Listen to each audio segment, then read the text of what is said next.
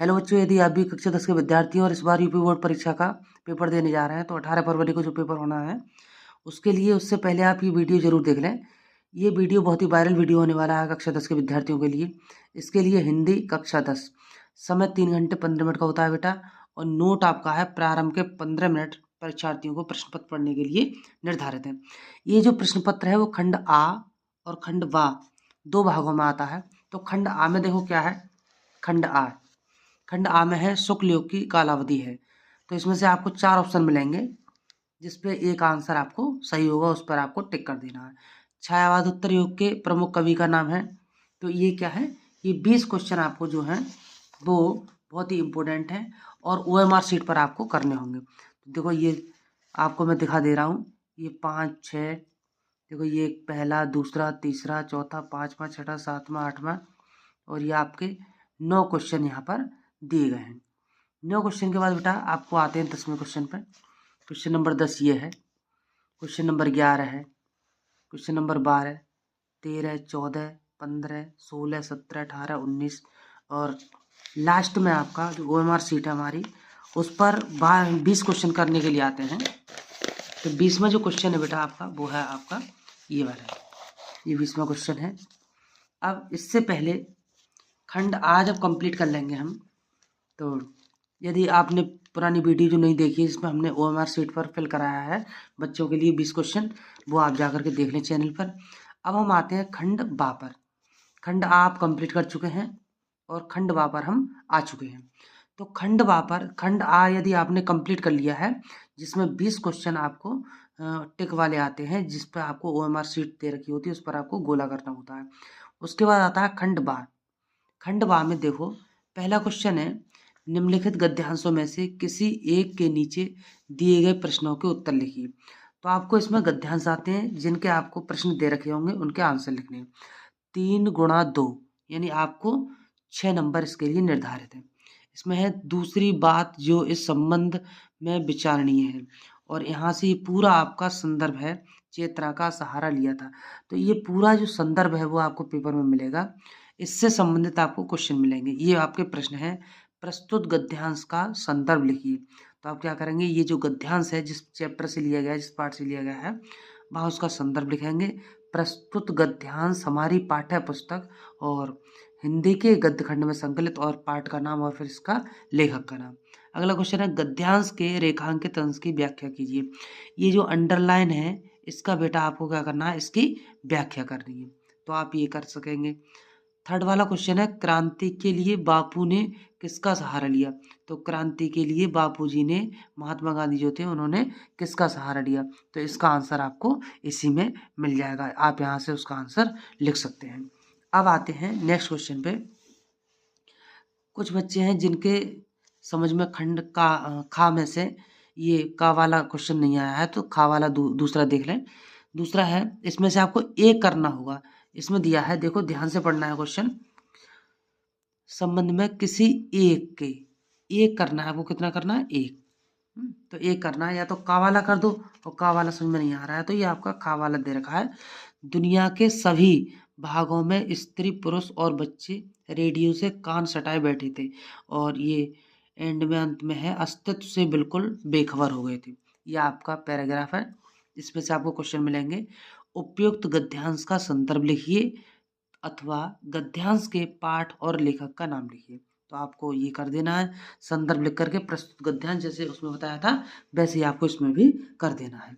रेखांकित अंश की व्याख्या, रेखांकित अंश में बताना है कि मानवता के संपूर्ण इतिहास की सर्वाधिक रोमांचक घटना क्या क्या थी, और रोमांचक घटना के भागीदार कौन बन रहे थे, हैं इसके बारे में आप ये लिख देंगे। तो ये आपके कंप्लीट हो जाएंगे। या तो खंड का कर दें आप, या फिर खंड खा कर दें। अब अगले प्रश्न पर आते हैं हम। क्वेश्चन नंबर जो 22 होगा, निम्नलिखित पद्यांशों में से किसी एक के नीचे दिए गए प्रश्नों के उत्तर लिखिए। तो एक तो आपको गद्यांश करना है, गद्यांश जो 6 नंबर का है, और एक आपको पद्यांश करना है, ये भी आपका 6 नंबर का। तो इसमें क्या करना है, देखो इसमें दिया है, ऊदो मोहि ब्रज बिसरत नाही, वृंदावन गोकुल वन उपवन सघन कुंज की छाही, प्रात समय माता जिस्मत अर नंद देख सुख पावत, माखन रोटी देहु सजायो अतिहित साथ खवावत। गोपी ग्वाल बाल संग खेलत सब दिन हंसत सिरात। और सूरदास धन धन ब्रजवासी जिन सोहित जग तात। तो ये आपका सूरदास जी के उससे लिया गया है। आप इसका संदर्भ देखो, इसमें से पूछा है प्रस्तुत पद्यांश के संदर्भ सहित व्याख्या कीजिए। तो संदर्भ डालेंगे और संदर्भ लिखेंगे प्रस्तुत पद्यांश हमारी पाठ्य पुस्तक सूर सागर से ये जो पंक्तियां हैं वो ली गई हैं, जिसके रचयिता सूरदास जी हैं। अगला क्वेश्चन है श्री कृष्ण किसके ध्यान में खोकर रह गए। तो ये श्री कृष्ण किसके ध्यान में खोकर रह गए, ये आपको आंसर इसमें मिल जाएगा। अगला है रेखांकित अंश की व्याख्या कीजिए। रेखांकित अंश जो है उधो मोहे ब्रज बिसरत नाही। उद्धव से भगवान श्री कृष्ण कहते हैं हे उधो मोहे, मोहे का मतलब मैं, ब्रज, ब्रज को, बिसरत का मतलब होता है भुलाना और नहीं का मतलब नहीं। अर्थात हे उद्धव मैं ब्रज को भूल नहीं पाता हूँ। वृंदावन गोकुल वन उपवन, वृंदावन के गोकुल वन उपवन सभी मुझे याद आते हैं। सघन कुंज की छाही, वहाँ जो वृक्ष थे उनकी छाह में मैं खेला बड़ा हुआ, वहाँ की याद मुझे आती है। तो ये इसका आपका गद्यांश हो जाए, ये हो जाएगी व्याख्या।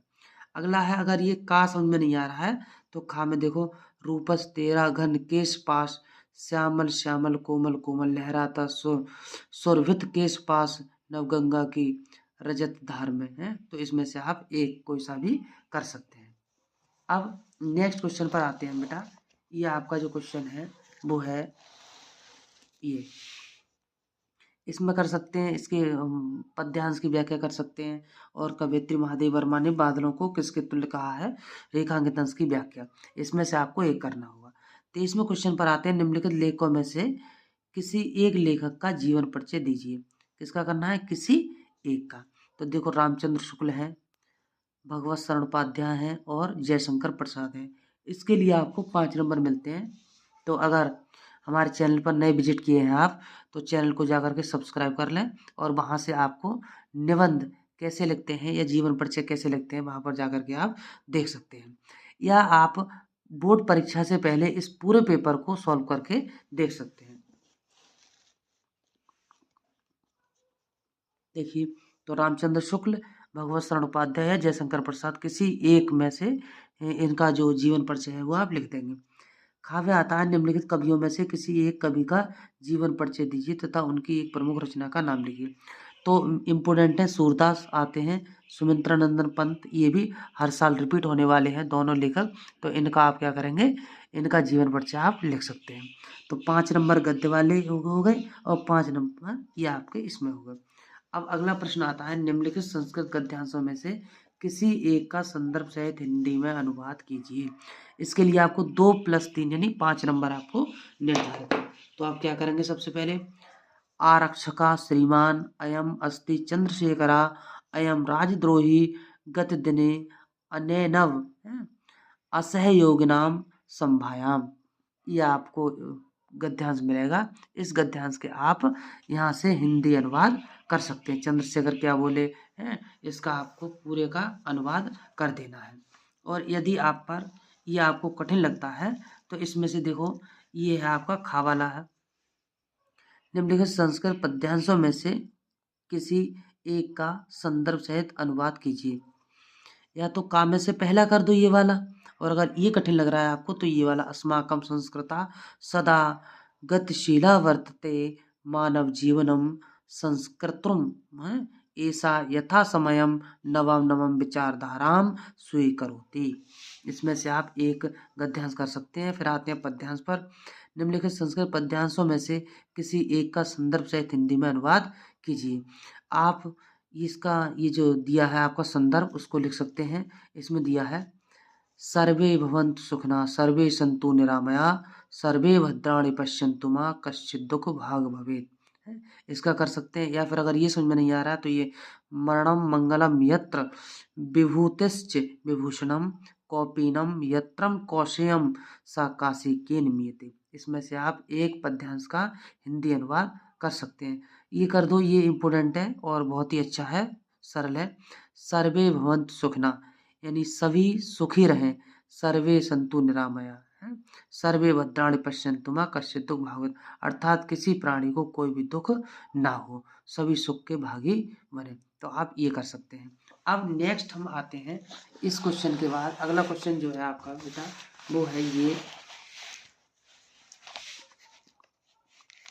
अगला क्वेश्चन जो है वो आता है गा। अपनी पाठ्य पुस्तक के संस्कृत खंड से कंठस्थ किया हुआ कोई एक श्लोक लिखिए। इसमें आपको क्या करना है, अपनी पाठ्य पुस्तक के संस्कृत खंड से यानी संस्कृत में आपने जो श्लोक तैयार किया है वो आपको यहाँ पर लिखना है। तो आप इसके लिए आपको 2 नंबर निर्धारित किए गए हैं। आप ये कर सकते हैं, एक श्लोक लिख सकते हैं। आप पूरा पेपर जो हम मॉडल पेपर आपको समझा रहे हैं, ये पूरा ही मॉडल पेपर आप अपने जैसे ही चैनल पर आपको वीडियो मिले इस वीडियो को पूरा चला करके और यहाँ से इसके क्वेश्चन के आंसरों को देना। ये जो बोर्ड परीक्षा है इसमें ये वाले क्वेश्चन हमेशा 100% आएंगे ही आएंगे। तो नेक्स्ट देखो, निम्नलिखित में से किन्हीं 2 प्रश्नों के उत्तर संस्कृत में लिखिए। यहाँ पे है गीतायाम का संदेशा, गीता का क्या संदेश है। लोभम केन वर्धते या कुत्र लोहमयम विज्ञातम। यहाँ से आप ये 5 प्रश्न दे रखे हैं, इनमें से आपको क्या करने हैं, 2 प्रश्न करने हैं जिनके लिए 1 और 1 2 नंबर निर्धारित किए गए हैं। अगला है देखो, अपने क्षेत्र में व्याप्त गंदगी के कारण उत्पन्न डेंगू व मलेरिया जैसी भयंकर बीमारियों की जानकारी किसी दैनिक पत्र के संपादक को देते हुए पत्र लिखिए। तो आपको ये बताना है कि हमारे शहर में मलेरिया है या डेंगू जैसी बीमारियां फैल रही हैं, इसके लिए आपको अधिकारी को पत्र लिखना है। तो इसके लिए आपको 4 नंबर दिए जाएंगे। अथवा अगर ये समझ में नहीं आ रहा है तो ये आपको ये लिख दो, आपकी बहन कस्बे से अपनी पढ़ाई पूरी करके आगे शिक्षा के लिए बड़े नगर में गई है। नगर के वातावरण से संभावित परेशानियों की चर्चा करते हुए उनसे बचने के तरीके उसे पत्र द्वारा समझाइए। तो आप इसमें से एक प्रश्न कोई सा भी कर सकते हैं। तो ये वीडियो आपको बोर्ड परीक्षा के लिए बहुत ही इम्पोर्टेंट रहने वाली है। पूरा पेपर आप सॉल्व ज़रूर कर लेना और अगर समझ में कोई भी क्वेश्चन नहीं आ रहा है तो कमेंट में बताइएगा कि सर ये क्वेश्चन नहीं आ रहा है, उसका आपको तुरंत वीडियो विदिन 5 मिनट से 10 मिनट्स में आपको अगर छोटा क्वेश्चन होगा तो मिलेगी। नेक्स्ट है निम्नलिखित विषयों में से किसी एक विषय पर निबंध लिखिए। अब बेटा आता है निबंध लिखने के लिए। निबंध के लिए 7 नंबर मिलते हैं आपको। देखो इसमें क्या है, 5 टॉपिक दे रखे होते हैं जिनमें से किसी एक पर लिखना है। किस पर, किसी एक पर। तो आज़ादी का अमृत महोत्सव या विज्ञान वरदान या अभिशाप, ये तो आता ही आता है, इम्पोर्टेंट है। वन महोत्सव इम्पोर्टेंट है। योग शिक्षा आवश्यकता और उपयोगिता, योग शिक्षा क्या है, इसकी आवश्यकता क्या है और इसकी उपयोगिता क्या है। बेटी बचाओ बेटी पढ़ाओ, इसमें से आपको एक कर देना है कोई सा भी। अब आते हैं नेक्स्ट पर, स्वपठित खंडकाव्य के आधार पर निम्नलिखित प्रश्नों में से किसी एक खंड के प्रश्नों के उत्तर लिखिए। आपके डिस्ट्रिक्ट में, आपके ज़िले में जो खंडकाव्य आपको सर ने पढ़ाया है आपके, वही खंडकाव्य से आपको 2 क्वेश्चन मिलेंगे जिनमें से आपको एक खंडकाव्य कर देना है। जैसे जय सुभाष खंडकाव्य के प्रमुख पात्र, इनका मिल जाए तो आप ये करेंगे, या फिर अगर ये क्वेश्चन नहीं आ रहा है समझ में तो ये दूसरा कर दीजिए। अब कुछ बच्चे ऐसे हैं जिन्हें ये तुमुल खंडकाव्य है, तो हमारा जो है बदायूं जिले में जो है वो तुमुल खंडकाव्य है। तो तुमुल खंडकाव्य का क्या है, तुमुल खंडकाव्य के तृतीय सर्ग का कथानक लिखिए। या फिर दूसरे तरीके से तुमुल खंडकाव्य के आधार पर मेघनाद प्रतिज्ञा का वर्णन कीजिए। तो आप जिस भी जिले के हैं जहाँ पर आपको सर ने जो आपको खंडकाव्य पढ़ाया है उसी के क्वेश्चन आप एक कर देंगे, जिसके लिए आपको 3 नंबर निर्धारित किए गए हैं। अगला देखो, ये आपका लास्ट जो है, देखो करमवीर भारती है, फिर मुक्ति दूत है, मेवाड़ मुकुट है, इससे ये जो लिए गए हैं। ये जो पेपर है आपके लिए वायरल पेपर है और मेरी आपसे एक रिक्वेस्ट रहेगी कि आप पूरा पेपर इस पर सॉल्व करें और सॉल्व करने के बाद हम देखें कि हम कितना कर सकते हैं बोर्ड एग्ज़ाम के लिए। अभी 4 या 5 दिन का समय बचा है, तो उससे पहले आप एक वीडियो अच्छे तरीके से देखने के बाद इसको और अपने क्वेश्चन की लिख करके और अच्छे तरीके से तैयारी उसकी कर लेंगे। मुझे उम्मीद है कि वीडियो आपको पसंद आई होगी। ऐसी और वीडियो देखने के लिए हमारे चैनल को सब्सक्राइब कीजिए, बेल आइकन को प्रेस कीजिएगा और प्यारा सा एक कमेंट ड्रॉप